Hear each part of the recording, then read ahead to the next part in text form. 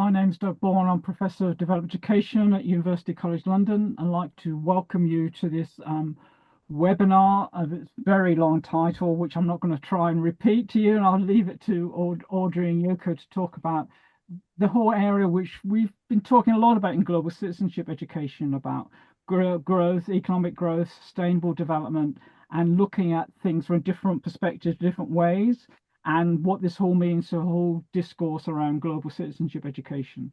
And Audrey and Yoko will talk a bit about, from their own perspectives and experiences, about this whole area of debate, the importance of that in the sort of current global context with which we're all living and working. So the Angel Network, the Academic Network in Global Education Learning, is an international network with over 1,000 contacts around the world that's been in existence since 2017, and it's coordinated from my own university, which is University College London. And we try and organize a regular area of webinars, 2 or 3 a term, and we hold a very major conference. The next one is in June in Berlin, and there'll be details about that in the chat if you're not aware of that.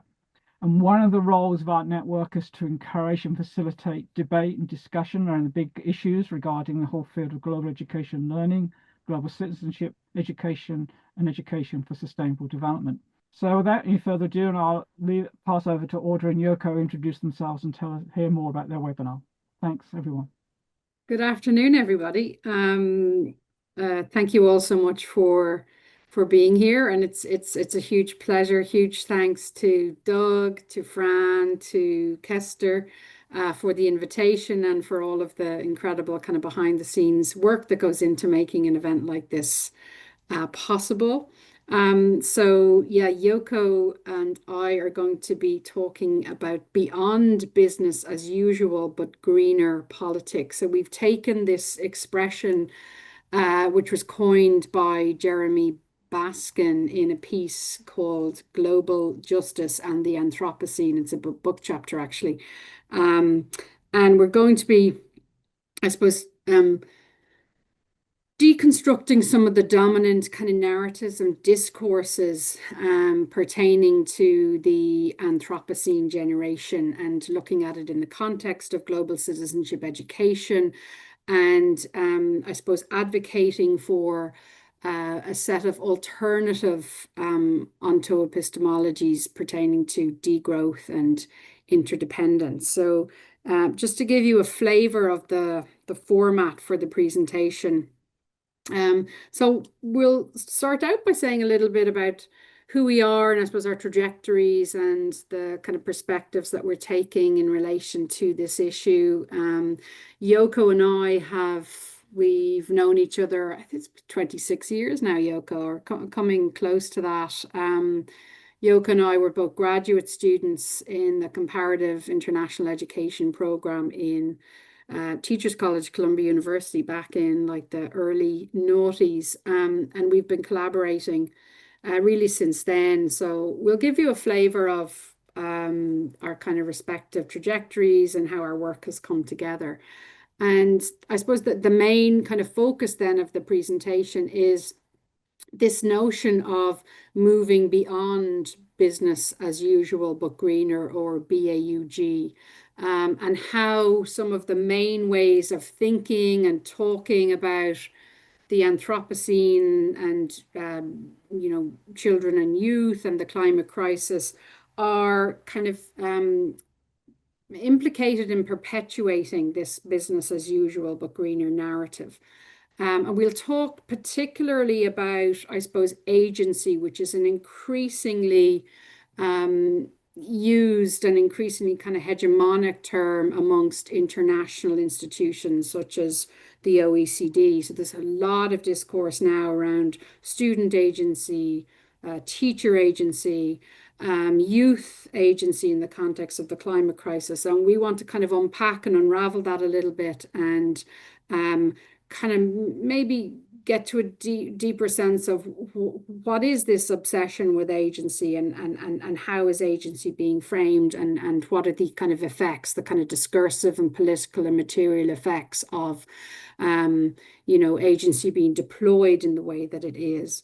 And then we're going to, I suppose, talk about different ways of knowing, different ways of thinking, different ways of being as it relates to constructs such as interdependency, degrowth, and decolonial perspective. So Yoko is going to be giving some really kind of rich and interesting insights from the Japanese perspective and looking at,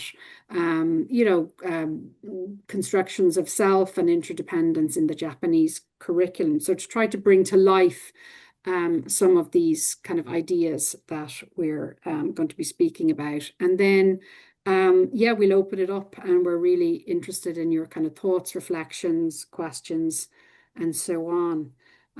So without further ado, just to give you, I suppose, a brief sense of who we are, I think just looking at the folks who are here, we know some of you, but we don't know all of you, and presumably, therefore, you don't necessarily know who we are. So I have been working in the global citizenship education space now for the guts of two decades, really. And some of my earlier work was looking at kind of representations of the global South in the curriculum, in the formal curriculum. So I've done work with Melissa Bracken, a publication called Learning to Read the World, where we're looking at kind of constructs of justice, of international development, and so on, looking at how these issues are being taught to young people and trying to problematize some of those kind of wider narratives and visual and pictorial, as well as discursive representations. I suppose within the last 13 to 14 years, I've become, I suppose the climate crisis has become a major focus of my own research, and not least because of collaborative work with Yoko. We've been kind of thinking together and writing together in this space for the guts of 13 or 14 years.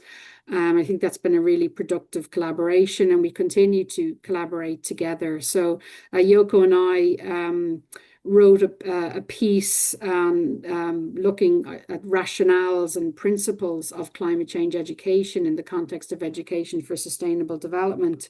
I suppose more recently then, some of my work has been looking at this notion of implication and trying to present, I suppose, more expansive understandings of responsibility for the ecological crisis, and developed a pedagogical framework called the Social Ecology of Responsibility framework, and that's written up in this piece called Pedagogy of the Implicated, which is published in Pedagogy, Culture and Society in a couple of years back. I'm also really interested in the notion of affective pedagogies, and I suppose the affective dimensions of teaching and learning more broadly, but particularly as it relates to the climate crisis. So this is something we'll be talking about in more detail in the presentation when we start to kind of unpack narratives and discourses around eco-anxiety. I mean, just in terms of where I'm based, what I do, I'm a sociologist. As I said, my background is in comparative international education. I did my PhD in comparative ed with an academic specialism in sociology. So I teach the sociology of childhood and sociology of education, and I'm also the lead for our professional doctorate specialism on education for sustainable futures. So that just gives you, I suppose, a brief flavor of who I am and where I'm coming from. And I'm going to now hand over to Yoko, who's going to say a little bit about her own trajectory. Thank you, Audrey. So I started working on the global implementation of education for sustainable development when the UN Decade of ESD started in 2005. Right after I finished my PhD, I joined the United Nations University Institute of Advanced Studies of Sustainability. And then in 2011, I moved to the UNESCO education sector, and I continue to promote ESD. And then the SDGs came, and ESD and global citizenship education were included in the SDG 4.7, as you probably know already. And from 2015, I was based at the Mahatma Gandhi Institute of Education for Peace and Sustainable Development, which is UNESCO Category 1 institute focusing on SDG 4.7. And while I was at the UNESCO Paris, also Global Education First initiative was started. And so I was involved in both ESD and global citizenship education for many years. And next slide, please. And I did a lot of sort of mainstreaming work, like, for example, mainstreaming ESD into Tibet, or mainstreaming ESD and global citizenship education into textbooks. Next, please. And also I coordinated 3 flagship reports of UNESCO MGIP, trying to advance science policy nexus. Next, please. And the last report I coordinated at UNESCO MGIP, that was supposed to be a contribution to the UNESCO's Futures of Education report. Next, please. And also I've been writing a lot of academic articles and book chapters while I was working as a program specialist for UNESCO. So I'd say my earlier work has been really more aligned with the business as usual, but greener work. And today, and I increasingly I came to feel the limitations of mainstream approaches. And today, Audrey and we will be talking about like deconstructing these mainstream narratives. Thank you. So I suppose one of the kind of main things that Yoko and I wanted to share with you today are some of the findings from the section of the handbook, a recently published handbook of children and youth studies published by Springer, which so the overarching volume was co-edited by Joanna Wynne, Helen Cahill, and Hernan Curvo. And Yoko and I were asked to serve as section editors of the climate section. So there's a total of 6 chapters that make up the climate section. So we have, authors ranging from the philosopher of education, Sharon Todd. We have Kirsi Yinleva, Christina Brunia, Jeremy Rapoli, and colleagues, Catherine Walker and Ellen Van Holstein. And then there's 2 pieces in there by Yoko and myself, a sort of an introductory overarching chapter entitled Rethinking Agency, Effect and Education. And then another piece, which is called Victims or Vanguards, the Discursive Construction of the Anthropocene Generation and Climate Change Education's Hopeful, Resilient, Post-Political Subject. So essentially, I suppose what we're drawing from in today's presentation is taken primarily from the Victims or Vanguards chapter, but also some of the material is kind of drawn from that introductory chapter, Rethinking Agency, Effect and Education. So if you are interested in those chapters and need access to them, if you can't access the text through your library or other means, by all means do reach out to us, and we can see what we can do there.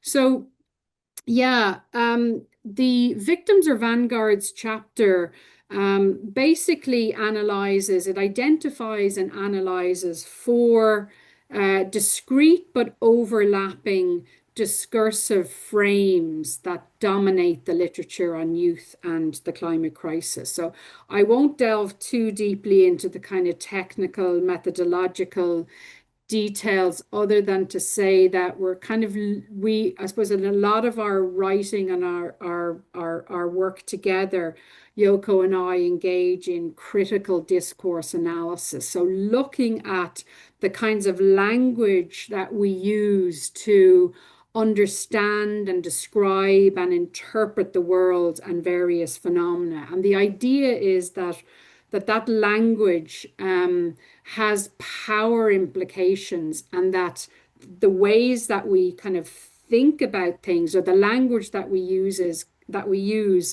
I suppose, kind of shapes the parameters within which we can understand and interpret and engage with a particular issue or phenomenon. So it's the idea that there's kind of power and politics behind the language that we use. And as people who undertake discourse analysis, it's about trying to excavate some of those dynamics and to consider their effects. So, why does it matter if we tend to think about the climate crisis, using particular lenses, or using particular sets of ideas or discourses, or using particular framings? So what we did to inform this research was to look at the academic literature, to look at literature drawn from wider media and so on, and to see what are the dominant ways of thinking and talking about children, youth, and the climate crisis. And we came up with four kind of core dominant frames or lenses. The first of which is the kind of childhood innocence and vulnerability frame or lens. We also identified an exceptionalism or heroism frame. So this idea that children and youth who make up the Anthropocene generation are somehow exceptional and heroic. And then a third frame that we identified was the kind of mental health and eco-anxiety frame. Okay, and I suppose we're very interested in how these discursive framings get attached or seen to be kind of unique to or universal to children and youth. And then the fourth frame that we interrogated, which we're going to, I suppose, delve most deeply into, is this agency/activism frame. So, I suppose in offering kind of a critical take on these separate but overlapping or interweaving frames, it's not to suggest or to deny, that there are kind of that there are important elements to those narratives, but our interest, I suppose, as kind of critical scholars, as critical global citizenship scholars, is to think through their implications and their discursive, material, and political effects. Okay, so that's kind of I suppose, the approach that we're taking here. And yeah, not to give too much away, but I suppose our core kind of argument that we outline in that Victims or Vanguards chapter is that these frames bolster a misguided pedagogical preoccupation with fostering hope, optimism, and resilience, which reinscribes this business as usual but greener politics. Okay, so as educators, as educationalists, as education researchers, we always have an eye towards the educational implications of these particular framings. So we are really interested in what does this mean from the point of view of climate change education, okay? And we know that, increasingly climate change education is being mainstreamed, into the formal curriculum. So it's about kind of taking stock of these dominant ways of thinking about children, youth, and the climate crisis, and what that means for, how we teach and learn about this major ecological crisis. And I suppose as sociologists, we're really interested in, the systemic and the system level kind of aspects of this crisis. So the climate crisis, from, I suppose, a structural and justice-oriented perspective, that's kind of the approach that we take. So we're concerned, I suppose, about, the tendency for these narratives to promote quite individualistic and individualizing narratives at the expense of a more structural level engagement with the climate crisis. So we're saying that this kind of preoccupation with hope, optimism, and resilience reinscribes business as usual but greener politics rather than the system change that is so desperately required. So we'll give you a couple of maybe examples or illustrations of that as we go. So I'm just going to keep an eye on chat here just to see if there's any questions coming up. Okay. So as I mentioned, the first kind of frame, discursive frame that we analyzed is this childhood innocence and vulnerability frame. So a lot of the policy documents that we analyze, particularly coming from UN organizations such as UNICEF, tend to stress this notion of children's unique vulnerability to the impacts of climate change, right? So we saw that this narrative or this way of thinking about children in relation to the climate crisis is particularly evident amongst international organizations. And I'll say a little bit in a moment about how that kind of universalizing and kind of narrative around children's unique vulnerability, why that matters and why that might be problematic. Another kind of element or strand of the innocence and vulnerability frame is this notion of generational betrayal. So we'd be probably all, or many of us at least, quite familiar with this way of talking about the climate crisis. So activists such as Greta Thunberg, would have been very conscious to kind of identify, call out adult culpability and responsibility. And it's going to speak to this notion of generational betrayal. So Greta Thunberg would have talked about how, you're stealing our childhoods and so on. And that kind of sets up this notion of childhood innocence versus adult inertia or adult culpability, and it's used quite strategically on the part of youth climate activists to stir people into action. So it's quite an effective narrative, I think, in that sense, because it does kind of, it does have this really strong affective kind of quality to it. But I think, well, one of the things we're trying to highlight in our work are some of the limitations of this broader innocence and vulnerability framing, in that it doesn't reflect more complex realities that global warming is in fact a crisis of differential vulnerabilities. So I'm drawing there on the kind of the terminology that's used in a piece by Durbeck, which similarly identifies kind of predominant narratives of the Anthropocene. So the idea being that if children are being portrayed as universally and uniquely vulnerable to the climate crisis, it doesn't allow for more nuanced kind of engagement with the realities of differential vulnerability and indeed differential responsibility. And then that generational betrayal narrative that we've been exposed to through the youth climate active action movement.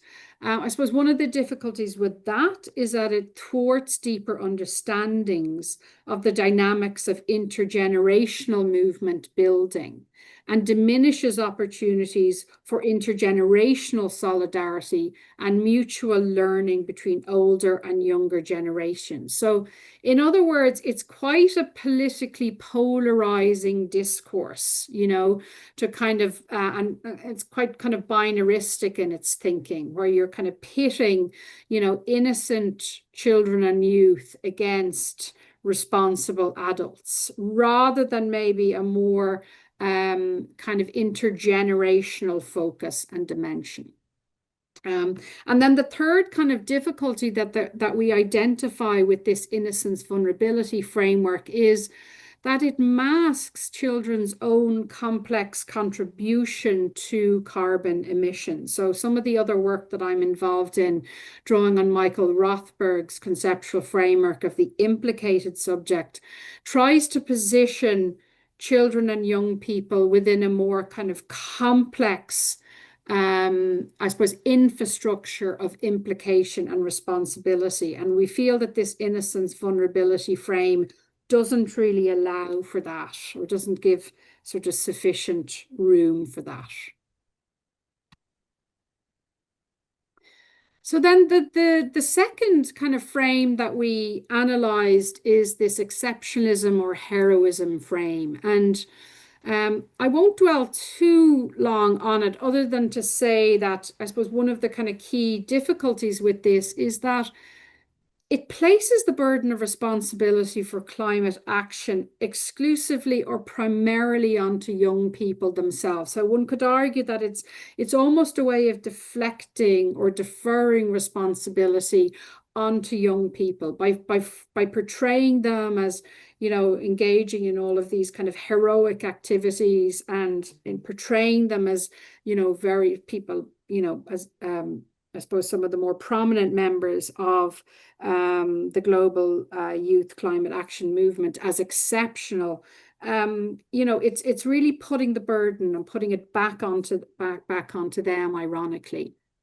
And furthermore, it doesn't really allow for the reality that some young people's ecological activism is problematically informed by a savioristic logic. So I'm drawing here on the work of Karsgaard and Davidson, who make this point. They make the point that this sort of savioristic logic that consciously or otherwise motivates at least some youth climate activists, you know, that I suppose the corollary of that is that it portrays the so-called victims of the climate crisis as it, or fails to recognize that the so-called victims of the climate crisis possess their own knowledge, wisdom, and agency to respond to the climate crisis.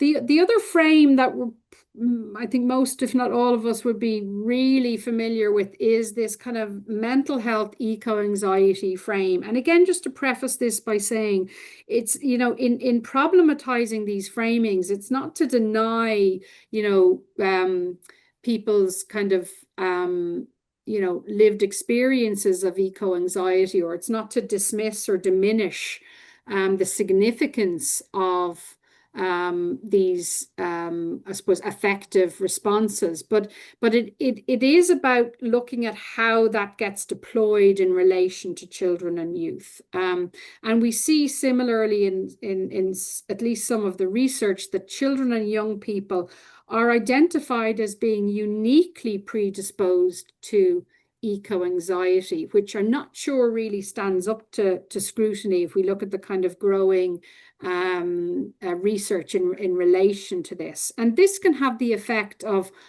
undermining collective climate action by underestimating or underexploring levels of distress amongst adults. So some of the kind of therapeutic literature is very interesting because it's exploring and revealing quite high levels of eco-anxiety amongst adults. And equally problematic is the potential for this discourse to pathologize those who are incapable of overcoming their eco-anxiety by becoming more hopeful and resilient. So I might just share with you a piece from an OECD publication that was produced as kind of a background paper to the next round of PISA, so that they're looking at science knowledge and science competency, and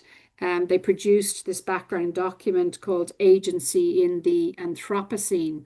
And so this, I'm kind of merging here, I suppose, the agency, activism, and eco-anxiety frames there. But I think it's interesting if you look at how agency is being defined and what it means to be agentic from the perspective of this OECD produced background paper. So they say, as a young person growing up in the Anthropocene, it could be easy to be burdened by the magnitude of the many socio-ecological crises we currently face. To be agentic in this epoch requires hope and resilience. So there's this sort of, instruction or to be hopeful and to be resilient, to believe the crises can be overcome and to persist in addressing them. To be without hope and resilience in the face of these crises is to consign Earth systems to a downward spiral. The leadership of today's youth will be crucial in tomorrow's world. For these reasons, the development of hope and resilience amongst young people is critical. And I suppose, to me, what's concerning about that is, this imperative to be hopeful, this imperative to be resilient, has implications for those who either choose not to, or who are unable to kind of embody those particular qualities or affective kind of capacities. So I do think there is a sense in which the mental health eco-anxiety frame risks pathologizing those who don't kind of or can't embody those particular emotional states. And then the link to that is, these are very kind of inextricably linked, really, the agency activism frame and the eco-anxiety frame. We have, a body of literature that is positioning youth as the vanguard of the climate movement and as catalysts of political change. And in many ways, this is, I suppose, kind of a refreshing discourse because it moves away from more kind of passive conceptualizations of children and youth, and it's moving them away from the kind of victimization narratives. But what we see from newspaper coverage, from broader media coverage, from indeed some of the mainstream academic research on this topic is that this frame typically is only applied to those who engage in non-threatening activities. So those who engage in non-threatening activities tend to be celebrated as change agents, versus those who are engaging in more disobedient forms of activism, whose activism, tends to be problematized and sanctioned and so on. And then another kind of feature or element of this frame is the tendency to elevate white activists, thereby obscuring commitment on the part of Black, Indigenous, and other young people of colour, who in fact represent the majority of youth climate activists globally there. So Verley and Flynn have done some really important work, I suppose, exposing the tendency of this frame and related frames to, I suppose, to obscure the commitment on the part of non-white activists. So this kind of leads us to a consideration of the primacy of justice and justice-driven perspectives, and looking at that, in relation to or opposed to this kind of business as usual but greener ideological framework that we're critiquing here. And kind of linked back to this earlier sort of imperative to be resilient and to be hopeful. I think the discourse of resilience and the construction of the ideal learner in climate justice education context as resilient is deeply problematic, because it is very much about perpetuating the status quo, perpetuating business as usual. And I find the work of Evans and Reid really helpful here in terms of illuminating the implications of this kind of resilience narrative.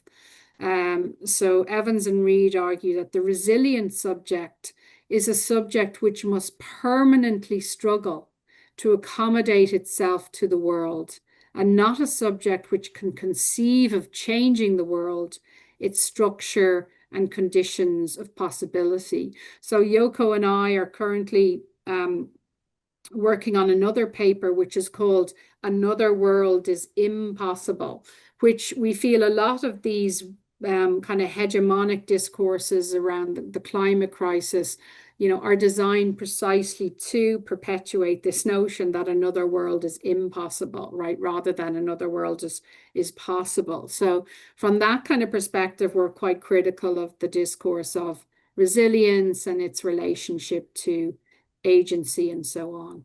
And as I mentioned, I suppose my work is a lot of my more recent work is trying to apply Michael Rothberg's conceptual framework of the implicated subject to the climate crisis. And here I have found the work of Robert Agnew really helpful, because Agnew talks about these notions of the notion of kind of ordinary harms that those of us based in emissions intensive societies are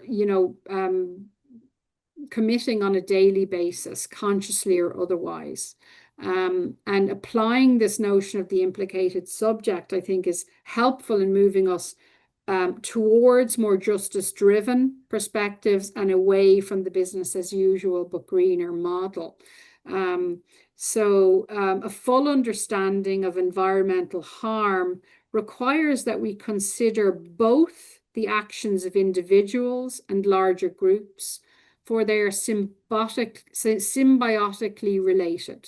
Okay, so Agnew's work looks at the complex relationship between individual level practices and I suppose wider institutional forms of climate related harm and injustice.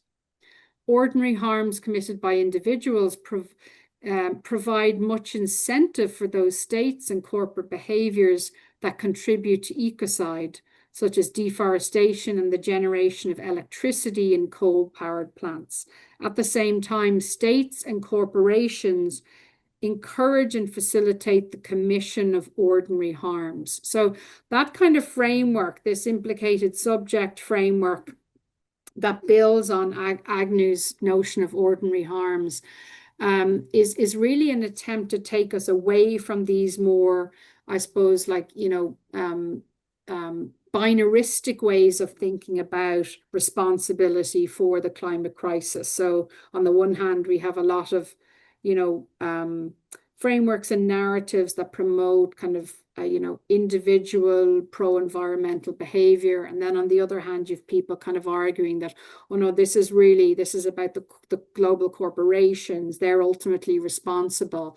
But, from the perspective of trying to, meaningfully address the climate crisis, I think we have to have much more kind of nuanced perspectives and engagements. And some of those earlier frames or narratives that we problematize in our writing, take us away from having these more complex kind of conversations about complicity, implication, and responsibility.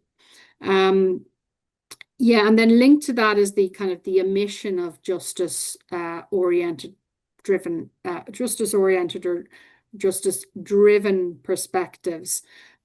So I'm not going to read that. I'm just going to leave it there for you, and I'm going to hand over to Yoko, who's going to talk more about, I suppose, delve deeper into this notion of agency and change agents, and I suppose the increasing popularization of that discourse within mainstream educational policy discourses.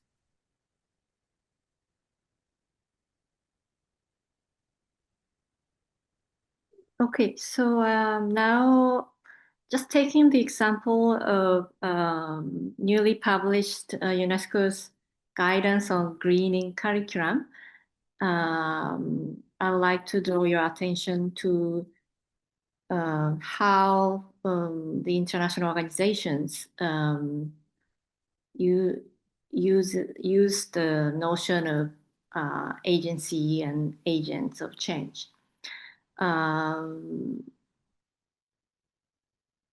So in the very mainstream discourse on ESD or global citizenship education, we talk about empowering learners with sometimes we say knowledge, skills, values, competencies, or dispositions, or behaviors. And now they are adding agency to this list of competencies. And next, please. Next. And this notion, there are lots of references to agency in this new greening curriculum guidance document. And for example, agency is invoked in relation to empowerment and self-efficacy, or action, or for example, fluency, confidence, or problem-solving skills, responsibility. So agency is treated like a kind of quality or attributes individuals have. Next, please.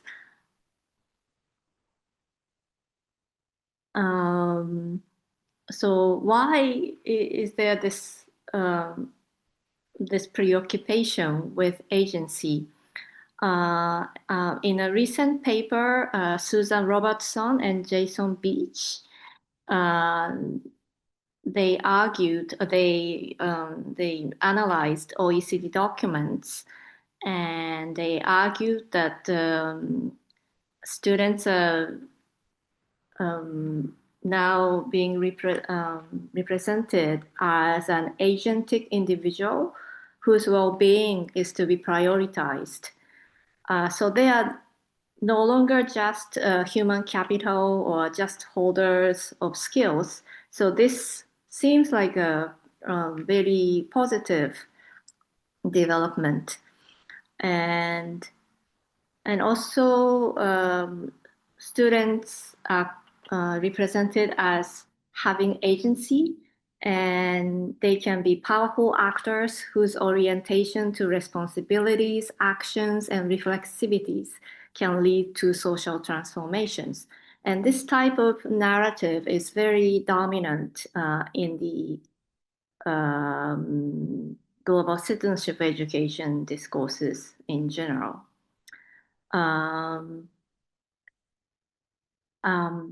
And they critique this, arguing that this is sort of like a departure from a more sociologically oriented view of agency, which is concerned more with the relational and dynamic dynamic relationship between people, structure, and culture. And this ethical, political take on agency that are becoming very predominant in the OECD discourses and also UNESCO discourses, and I would say ESD and global citizenship education discourses. There's a lot of focus on individuals and next, please.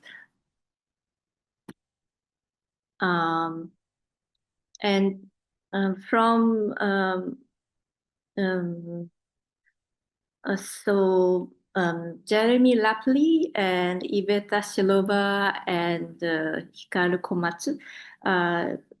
Maybe some of you know their work, but they've been trying to empirically show that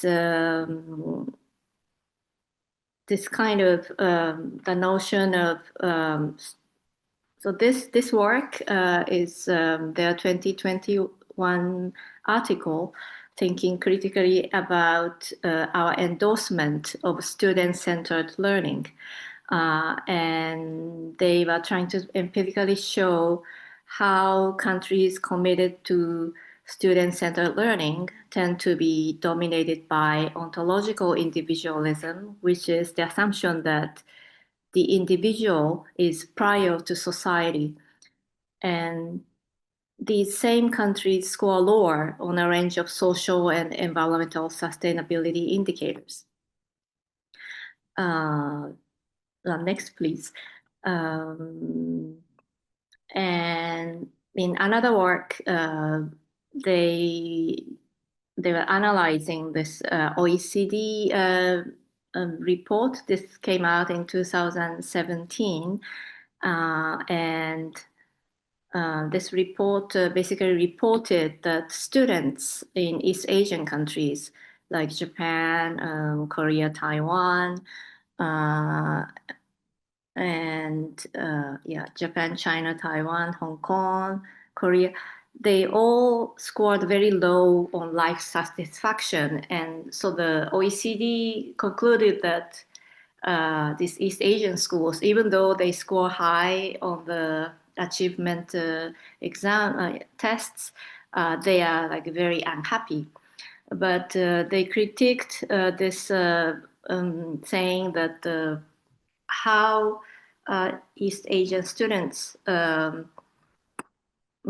their subjective well-being, how they feel happy, how they feel content is different from, it wasn't captured by the OECD survey design, which is based on the assumption that assumptions of methodological individualism and ontological individualism. And basically, there is diversity in how being or agency is conceptualized and experienced across the world. And just to simplify, in the West, including North American and Western Europe, the individual is always centered. So because of ontological individualism, individual is prior to society. And in this context, a being is understood as independent self. So the self is a separate, stable, autonomous, free entity. But outside the West, for example, in East Asia, the individual is not construed as centered and separate in the same way.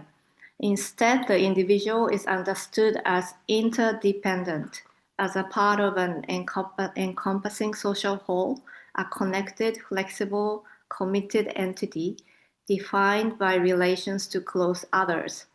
So the question OECD used to measure student subjective well-being So they asked each student to imagine the best possible life, evaluated as 10. And so they, and the worst possible life evaluated as 0, and then estimate their own life on the scale from 0 to 10. So the East Asian students, they didn't put like 10 or 8 or a very high, they didn't evaluate their subjective happiness as very highly, because their like well-being is not just their own, but it's interconnected to others' well-being. So well-being and life satisfaction are likely to include a focus on maintaining relationships with people who are close to them. And there's a lot more emphasis on attuning harmoniously and coordinating one's own behavior to accommodate the needs and perspectives of close others and to belong to a community. So this is like a very different kind of conceptualizing a self. Next, please. Yeah. So, and just to give a concrete example, this is the example they used in a chapter they contributed to the section Audrey and I edited. So this is excerpt from Japanese middle school morals textbooks. And in this exercise, students are encouraged to use their special talents to play a role in the larger group in this like orchestra. So they use the orchestra metaphor, and to recognize that being aware of the volume, tempo, and timing of the group is what produces the overall harmony. And this careful attunement is how music that deeply resonates in the heart of those who listen is produced. So this is through this kind of exercise, students get the message that which does not deny a sense of self, but that places the emphasis on the self in connection, not self separately from others. And recently there was, I'm not sure if you have seen this film, but there was a very successful documentary film called The Making of a Japanese. And in that film, there's also some footages on students in like an orchestra in a school setting. So if you're interested, I recommend that you watch this film, that The Making of a Japanese, to get more nuanced understanding of Japanese practice. Next, please. So in the education orthodoxies, I'm just this is a very big generalizations, but in mainstream education practices, what is dominant is individualistic and learner-centered, developmentalist, and colonialist. And so that's the individual is soul-centered. And also what is dominant is anthropocentric understandings of human as unique, separate, or separable from nature, and as inherently superior to other species or elements. And we also understand agency as a capacity that individuals possess. But to move towards interdependency narrative, We need to challenge ontological individualism underpinning an independent sense of self. And we need to open up new possibilities for cultivating an interdependent sense of self. And we need a more relational approach that problematizes modernist hierarchies of being and destabilizes human-centric orthodoxies.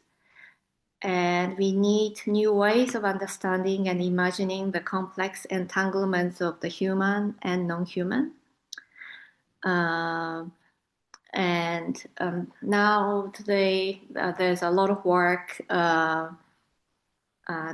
trying to decenter humans and trying to reconceptualize humanity as part of multi-species agential networks. They call into question the dichotomy of humans as subjects and nature as object, and putting forward the more distributed and multi-species agencies. So, those of you who are familiar with like the colonial literature, we also talk about not universe, but pluriverse. So it's about decentering human and also challenging the modernist, like Western hierarchies of being, not just human beings, but all beings, including non-humans. Next, please. Okay, so I would like to end with just commenting a little bit on degrowth. We will draw on Jason Hickel's work. If you like to learn, like know more deeply about degrowth approaches, I highly recommend reading Less is More. Next, please. In this slide, I'm drawing from Hickel 2022 article. This is actually like a dialogue between Hickel and a green growth advocate at the World Bank. So it's very, what he means by degrowth comes out very clearly, and it's a short article. So basically he argues that the pursuit of gross domestic product growth as an objective, this has led to the twin crisis of ecological breakdown and global inequality. And he asks, can this crisis be tackled by green growth policies within the logic of the existing economic system, which is organized around and dependent upon infinite growth, or what we sometimes call growthism? And we need to ask like two sub-questions. Is it possible to decouple GDP or growth from resource use? And the second sub-question, is it possible to address the colonial dimension of the ecological crisis by green growth? We all know that the climate change impact vulnerability, they are playing along the colonial lines. And the answer to these two sub-questions is like definitely no. And he cites a lot of evidence, empirical evidence that why the answer is no. And then he shows post-growth, how post-growth scholarship shows and proposes that economies can support strong social outcomes without economic growth. And in fact, post-growth policies would liberate societies to scale down unnecessary forms of production and consumption. And in his book, he talks like very concretely how we can scale down unnecessary forms of production and consumption, such as advertisement, or planned obsolescence. Next, please. So for Jason Hickel, degrowth, it's a demand for decolonization. He defines degrowth as a planned reduction of aggregate resource and energy use in high-income nations. So degrowth is not to advocate for preventing developing countries from developing, no, but it's about reduction of resource and energy use in high-income nations, designed to bring the economy back into balance with the living world in a safe, just, and equitable way. And he powerfully argues that the demand for degrowth in the global north is about more than just ecology. It is rooted in anti-colonial principles.